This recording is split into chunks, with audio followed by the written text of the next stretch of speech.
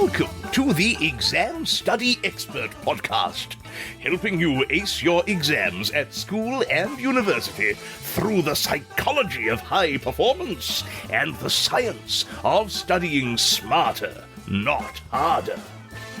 It's my pleasure to introduce your host, the Cambridge-trained memory psychologist and exam success coach, William Wadsworth.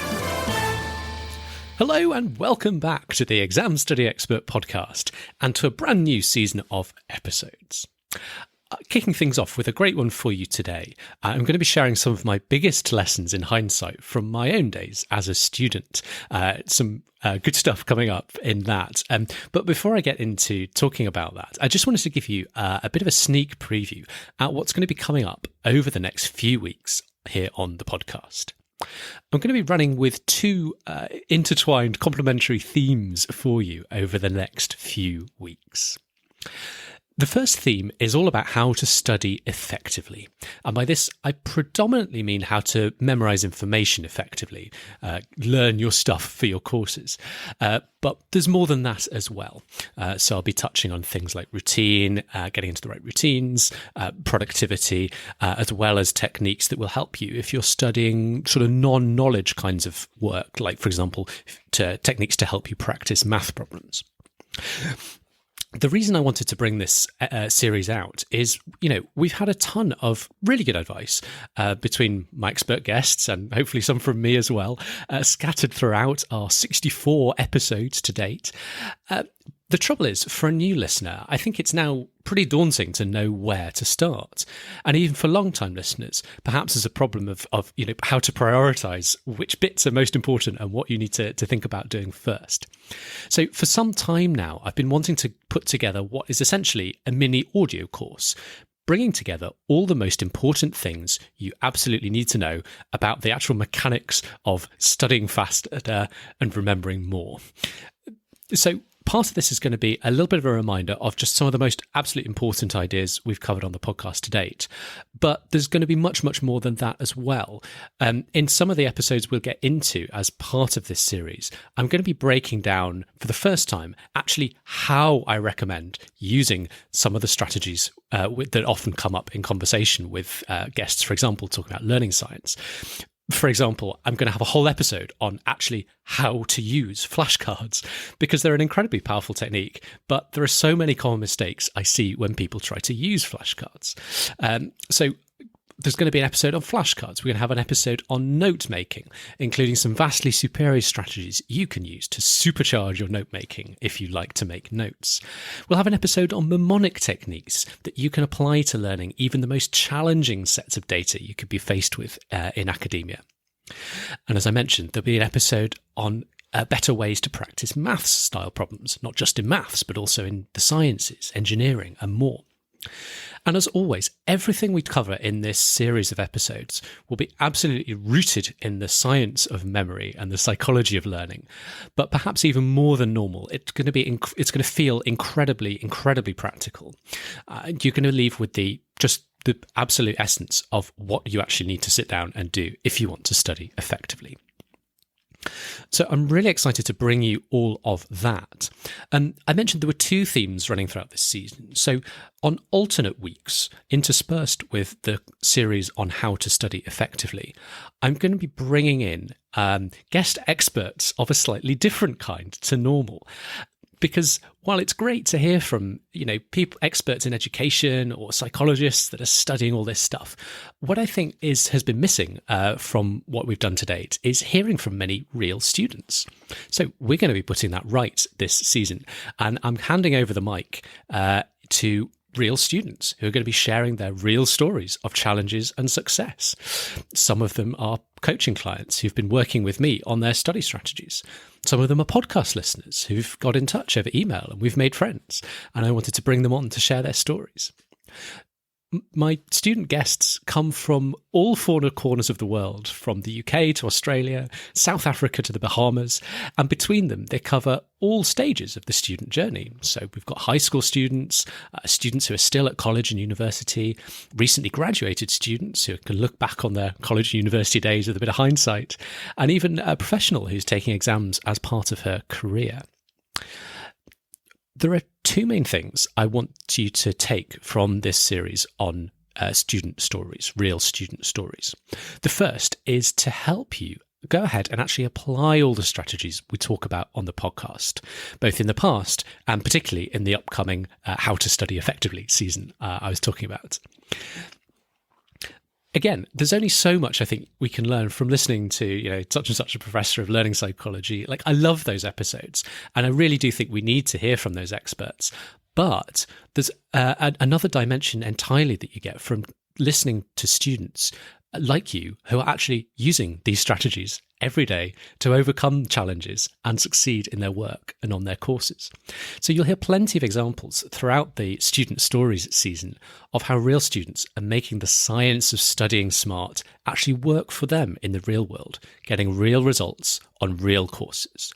And I hope that inspires you too to try and take action and incorporate some of the strategies we talk about here on the show into your own work and achieve the same kinds of real results and real success in the real world. And the second thing I want to achieve with the Student Stories series is a little inspiration and encouragement. Because to some degree or other, all of the students whose stories I'm sharing have overcome challenge. They've got past finding things difficult. They've turned around their performance from struggling student to A grader. I'll be unpacking how they did it, of course, talking about the practical bits, the strategies they used, the techniques they were working with. But more than that, I also hope to prove to you that it is possible to turn things around, even if you hit challenges in your studies. You may remember we had the really excellent conversation with Professor Tim Wilson on the show earlier this year, back in episode 42, talking about the power of the stories you tell yourself and how important it is that these are the right stories. So, for example, the wrong story might be seeing struggle and setback as a sign that you're not good enough, whereas a much better version of that story would be seeing struggle and setback as a sign that maybe you need to change something about how you're approaching your studies. So if your story at the moment is less of, I can do this, how can I turn this round, and more a story of, well, I guess I'm probably not good enough for this course, then one of the most powerful things that can help you change that kind of negative story is listening to stories of people like you who've gone before you, faced similar struggles at first, but found a way to succeed in spite of them. If they can do it, perhaps you can too. So lots to look forward to in the weeks to come, both with the How to Study Effectively series and the Student Stories series. I hope the two will complement each other really nicely and end up with a really, really strong season that really helps you in your studies and to achieve the success you deserve in your courses, no matter what you're studying. So please do stick around and enjoy what's coming up for you in the weeks to come. I'm going to kick off things today with a bit of a lighter look at my own student story. I'm not going to give you every twist and turn of the whole journey of my life as a student. I will save that for my forthcoming memoir. I'm joking. I'm not actually working on a memoir. Instead, I want to give you a rundown of 4 pivotal moments and decisions from my time as a student at Cambridge, where I'm really glad I did what I did and where I think I really made the right call that eventually helped me on my way to graduating with a first-class degree in psychology and management studies. And I hope some of those lessons might be useful for you to hear. But this episode isn't all about patting myself on the back and saying, well done, far from it, because I'll also be sharing the 4 things I most wish I'd done differently with the power of hindsight and with knowing what I know now about the world of studying smart and studying effectively. And again, I hope there are some lessons to be learned for you to help you try and avoid some of the mistakes I made. So I'll be pulling out those lessons and learnings for you as we go along. Let's do this. My first glad I did moment actually slightly predates my time at Cambridge. It's from when I was interviewing for the university in the first place. My chemistry and biology teachers had teamed up together to give me a mock interview, which was incredibly kind of them and incredibly important for me, not because I did especially well, mind you, but precisely because my performance in that mock interview was so mixed. I'm sure I answered a lot of the questions very well. To be honest, I can't quite remember. But I certainly do remember one or two of the questions in particular where I was painfully bad. And as you can perhaps hear, the memory is still making me squirm thinking about it, even right now, all these years later. This is the power of mock interviews, though, and indeed of mock exams. The whole principle being that they can highlight those places where we need to do more work. Or to put it a slightly less kind way, they can be a right kick up the backside for us to buckle down and fix the things we really need to fix about our interview performance or exam performance, depending on what you're preparing for. And so it was for me. I swatted up for the interview with renewed vigour, particularly focusing on those areas I'd not done very well in that mock interview, and ultimately did absolutely fine. And by the way, that's why to this day I still offer mock university interviews as part of my study coaching services. Find out more at examstudyexpert.com/mock, MOCK. So for my first wish I had moment, my little regret, we fast forward now to my first year as a fresh-faced new student at Cambridge studying natural sciences. If you don't know what natural sciences is, let me just briefly fill you in. It's a really interesting course. Anyone that wants to do any branch of science, be it chemistry, biology, physics, genetics, geology, anything, everyone studies natural sciences at Cambridge. There's a few other universities that work in a similar way, but they're not common. The idea is that in your first year, you pick 3 modules from a set of 8. These options can be very broad. So in my case, the 3 I picked were chemistry, physics, and biology. And then as you go on through second year, third year, you gradually narrow down in on your preferred field, which for me was psychology. So by your final year, by my third year, that was all I was studying. I was just doing psychology modules and nothing else. My single biggest wish I had from my entire time at Cambridge, I think, relates to my choice of first-year modules, and in particular choosing physics as one of the 3 I took in first year. If you've only ever taken high school physics, then you honestly have no idea what university-level physics is like. No idea. It's like another subject entirely, and for a lot of people, a very hard other subject. And myself absolutely included. I was totally unprepared. I found it tricky at first and quickly fell into a bad cycle of not fully understanding the lectures, not grappling with the problem sheets long enough to get to grips with the material, and then putting in ever less effort for the lectures and problem sheets because I wasn't really getting it, and thereby getting even worse results and putting in yet less effort to come. It was one of those vicious cycles that spiraled on downwards. Now, with what I know now, I think I could have had a very different experience with physics. I would have understood the principle of growth mindset, that you can grow and change and improve in areas, even if you find them hard to start with. And as a result, I would have applied more diligence and more perseverance to the course in general, and especially been much more patient in niggling away on those tough problem sheets to try and push my way through to a solution. I would have, in other words, trusted the process, as Joachim Cassel so wonderfully told us back in episode 4. Trusting the process, that just spending time figuring it out, looking at the worked examples, perhaps looking up alternate explanations, trusting that process will eventually lead to understanding if you're patient enough. But I didn't understand these things as a first-year student. I didn't understand the concept of growth mindset. I didn't understand trusting the process. I didn't understand being patient and niggling away at problems. And so I think at the time, I basically just wasn't ready for that course. And I ended up hating my time on it. In hindsight, I think it almost certainly had a detrimental impact on my mental health that year. On the other hand, I think about what I might have picked instead. For example, there was a course called Evolution and Behaviour. Look at learning about animals and what they do and why. It's fascinating. Like, I'd have loved it. Some students that took that course were watching David Attenborough wildlife documentaries as part of studying. It's amazing. It sounds absolutely wonderful. So I asked myself, like, why did I pick physics, not evolution and behavior? Absolutely my top regret from student life. So, like, enough about me. Like, what can you learn from this? Well, I think the single biggest thing is just that time. Like, put the time into selecting your courses. You're going to be spending a lot of time over a whole year studying a course or a module. It's a big decision. Get it right. And don't just choose a course because of some vague notion that it's like a good course to do or that you should do it.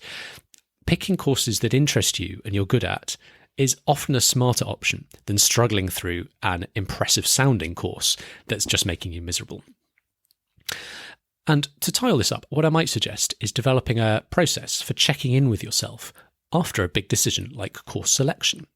So maybe put some time in your diary, 1 or 2 weeks into the term or semester, to just sit down with your thoughts for a moment and think very hard about whether you have made the right choices. If there are any niggles, if there are any warning signs, listen to them. Talk to some more people perhaps in the year above who've taken different options or took the options you took. Talk to any tutors you've got access to. And above all, don't be afraid to change if it's the right thing to do. You're not quitting. You're not admitting defeat.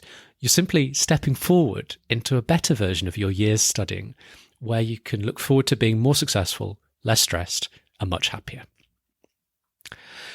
I'm going to follow this wish I had with my second wish I had right now, because it ties in a little bit to my first one just now about choosing physics. Simply, my second wish I had is that I'd gone to bed earlier, particularly in my first year as a student. I don't think it's a coincidence that the courses I was less good at, which included physics, were the 9 a.m. lectures, first thing in the morning when I was still half asleep, while the courses I did much better on were at 10 a.m. after I'd had the chance to wake up a little. The lectures were at 10 a.m, after I'd had a chance to wake up a little. All the growth mindset concepts in the world would only help me so much if I was going to be nodding off to sleep during those 9 a.m. lectures. I was basically really handicapping myself by not being in a mental state to pay proper attention during those classes. So, lessons with hindsight. Look, I was routinely going to bed well after midnight, sometimes well into the small hours of the morning before a 9 a.m. lecture. Bad move. I wanted to be much stricter with bedtime, finding a way to get work done in the day so I wasn't doing it last thing at night, and being consistent with a sensible bedtime that got me a decent amount of sleep so I could be focused and alert during those 9 a.m. lectures and get what I could out of them. And a final point on this, I generally don't approve of caffeine as a strategy to substitute for sleep. Like, it doesn't work in the long run. You need decent amounts of sleep. But at the very least, for those odd occasions where, you know what I mean, you really just couldn't avoid a late night, I probably could have used a coffee before that 9 a.m. lecture to at least give me a fighting chance of staying awake for that hour. So, I've got onto my second glad I did moment now. And it's one thing I felt I got really right about my study routine, especially in exam term each year as I was preparing for those crucial big year-end tests. It was a simple thing: location, where I chose to study. I'd managed to find my way to a room called the Plum Auditorium at my college, a big, silent study room with individual desks and an intimidating atmosphere that felt just like an exam hall. Some people hated being in there. The intensity was too much for them. For me, I loved it. All I needed to do was get myself into that room, sitting at a desk, and I could pretty much be guaranteed a wonderful session of work with all the focus and concentration I could wish for. I could pop out for a quick 5-minute break, refresh my water bottle, use the loo, come back, no faffing about on my breaks, take a short one at the top of the hour, come straight back and do another hour, another glorious hour of focus and concentration. No wasted time, no distractions, no getting held up on breaks for longer than I wanted to, no procrastination getting back to work, just head down, getting the study done. That, for me, was the magic of getting location right. lessons here, choosing your location. I mean, hopefully your choice might be starting to expand a little bit. Now we're starting to pull out of the whole global pandemic thing. I know for a lot of people, the choice of location over the past year or two might have just been your room. But as we move out of that, feel free to take some time to experiment, particularly if you have been used to just being stuck in your room for a lot lately, and find what's right for you.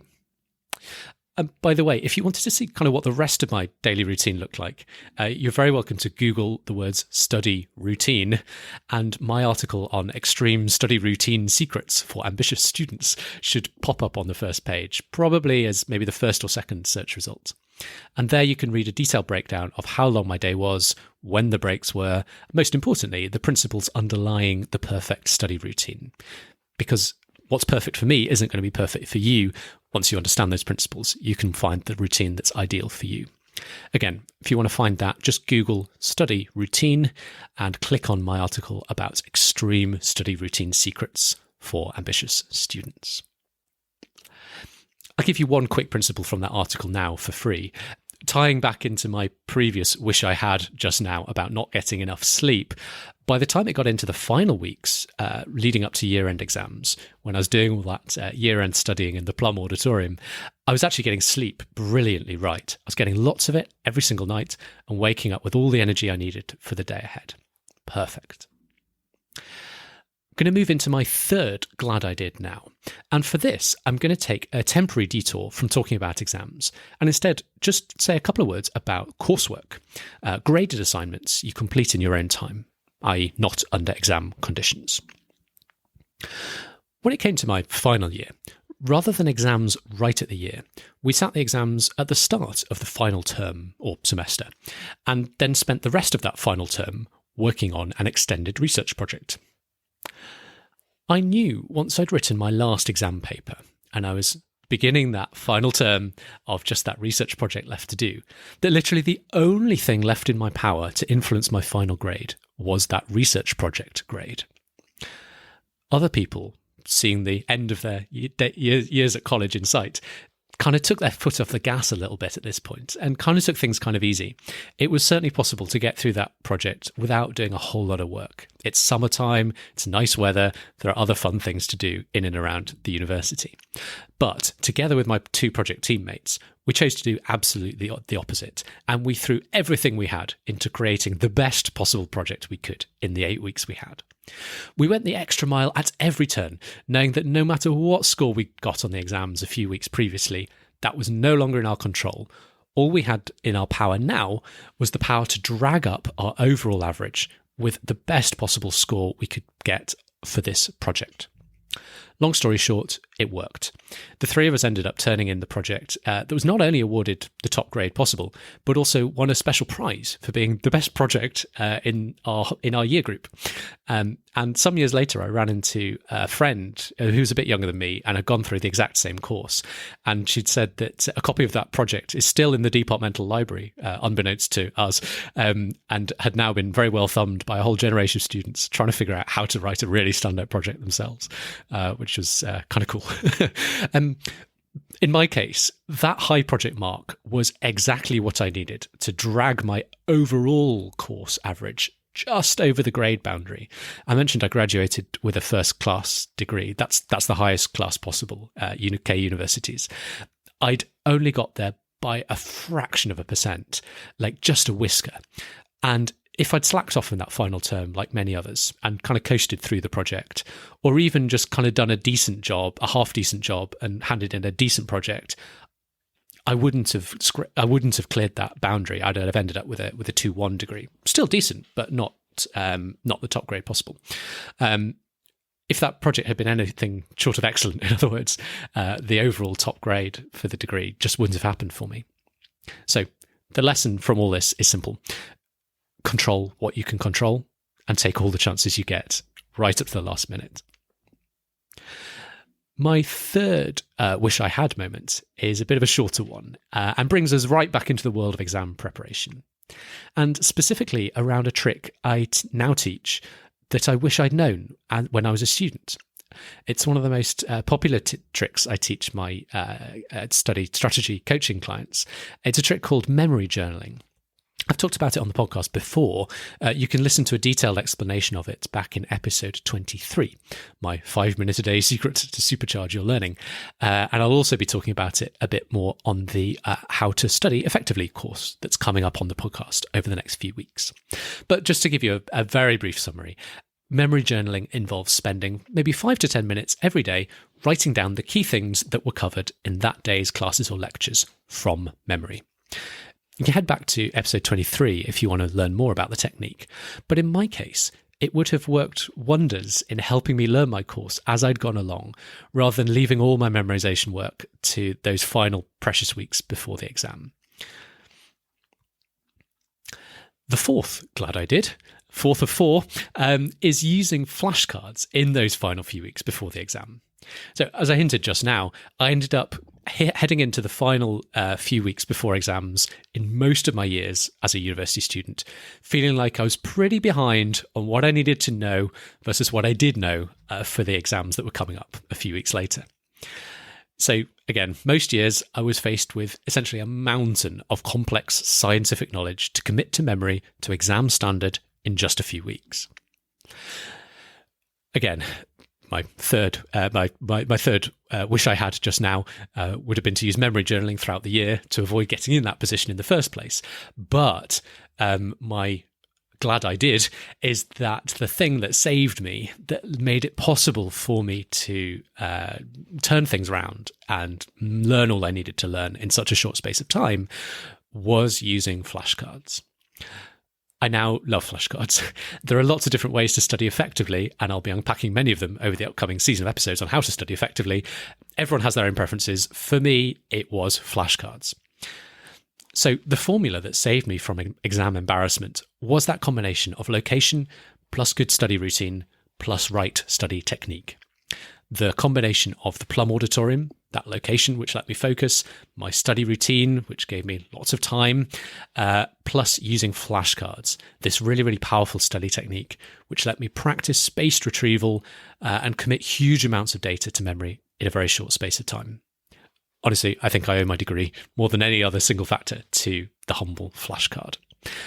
Again, look out for a little episode all about flashcards in a few weeks' time. My fourth and final wish I had to close off this episode is simple. I wish I'd switched to flashcards sooner.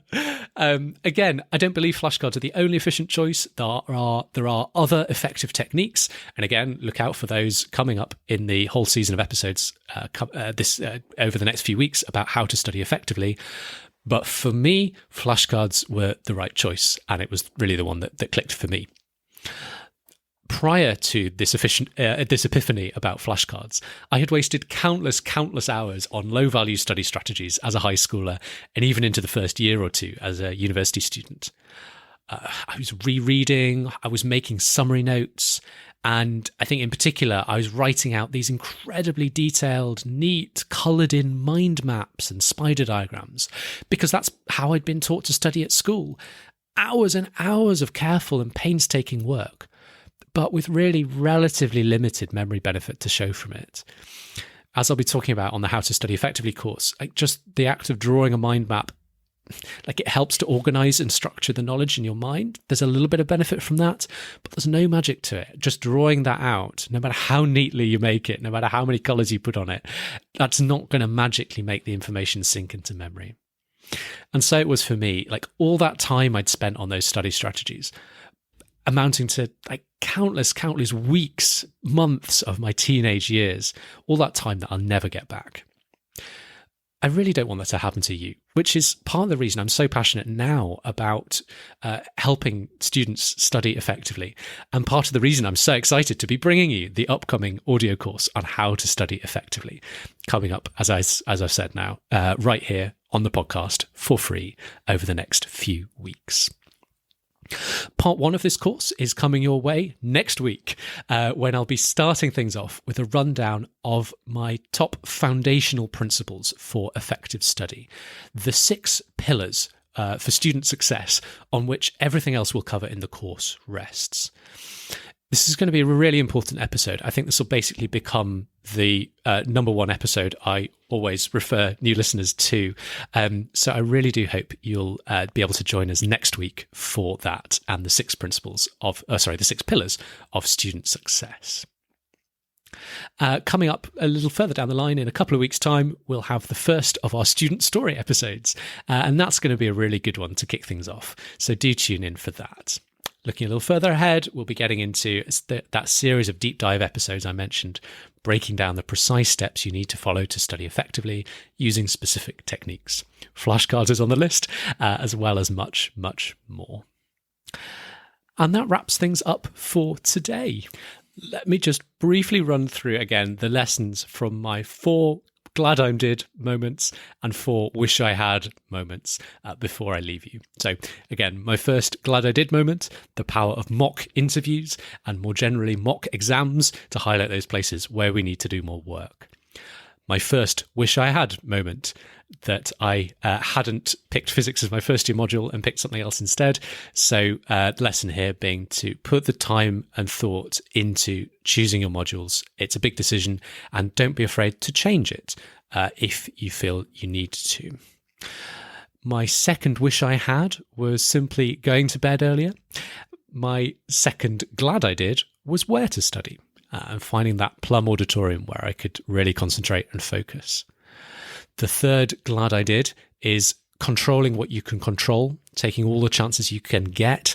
In my case, putting all that time and effort into a really stellar year-end project. The third wish I had was doing memory journaling throughout the year, so I had less pressure on the final run-up to exams because I was more on top of my course because I'd been learning it as I'd gone along. However, the fourth glad I did was using flashcards in those final few weeks before the exam, which pretty much saved me, got me over the line, got me to know what I needed to know. And then my fourth and final wish I had, simply that I wish I'd switched to flashcards sooner, in particular in my high school days, and saved myself all that time using low-value study strategies. Thank you so much for listening today. It's been a real pleasure to be back with you. Wishing you every success, as always, in your studies. Study smart and have fun. Thanks for listening. Wasn't that wonderful? If you're feeling inspired, why not leave us a rating and a review in your podcast app? It would make our day. Thanks again for listening, and see you soon.